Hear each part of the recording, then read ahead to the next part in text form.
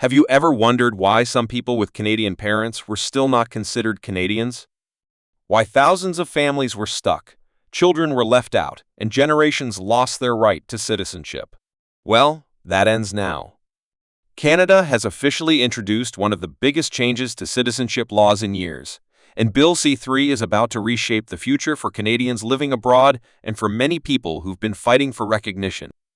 If you or someone you know has parents or grandparents connected to Canada, this update might finally open the door to citizenship.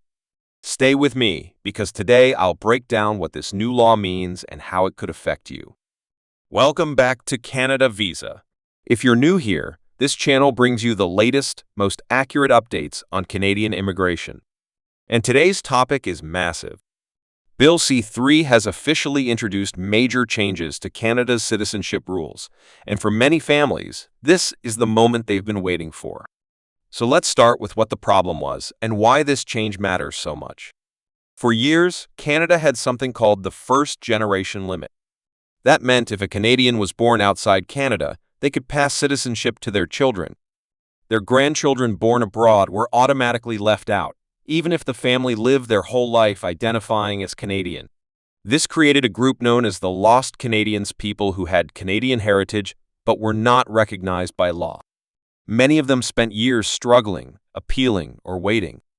Bill C-3 finally addresses this injustice. Under the new law, thousands of people who were previously denied citizenship because of outdated rules will now gain citizenship automatically.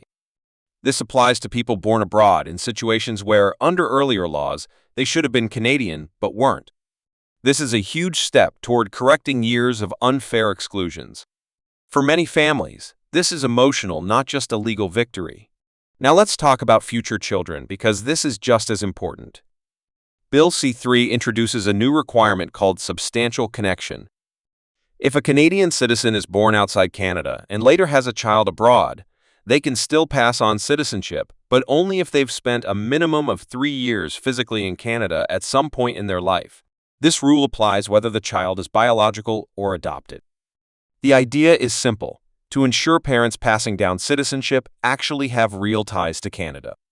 This gives families more fairness and flexibility compared to the old system, which cut everything off at just one generation. What about adopted children? Under the new law, internationally adopted children will also be included, as long as their Canadian parent meets the substantial connection requirement. This change fixes years of unequal treatment between children born in Canada and those adopted from abroad. For many adoptive families, this will come as a huge relief. Now there are some new responsibilities as well. Adults between ages 18 and 55 who gain citizenship by descent will now need to meet language requirements, just like regular citizenship applicants. They must prove basic English or French ability and also pass a knowledge test about Canada's values, rights, and responsibilities. These changes make citizenship by descent more aligned with regular citizenship processes, ensuring that new Canadians understand the country they're becoming part of. Some people have raised concerns. Critics argue that the 3-year physical presence requirement may still exclude families who live abroad for work, diplomats, military families, international employees, and global professionals. Others worry that the requirement for adopted children still treats them differently. But overall, the majority see Bill C-3 as a major step forward, especially for those who've been fighting for years just to be recognized. Politically, the bill passed through the House of Commons and is moving through the final stages. Once it receives royal assent, the government will set an official date for it to come into force. After that, Immigration, Refugees, and Citizenship Canada will release instructions, application forms, and processes for people who qualify under the new rules. That means, if you think you're eligible, this is the time to start gathering documents like proof of your parents' Canadian citizenship, proof of physical presence in Canada, and your own birth records. This reform is more than a policy update. It's about identity, belonging, and fairness. For families who have felt excluded, this new law is a moment of recognition.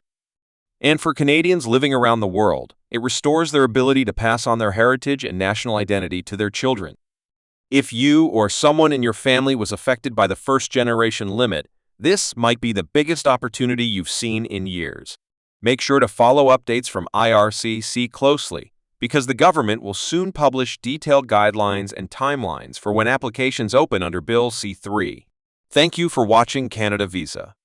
If you found this video helpful, make sure to like, subscribe, and turn on the notification bell so you never miss an immigration update. And let me know in the comments if you want me to make a full step-by-step guide on how to apply for citizenship under this new law. I'll see you in the next video.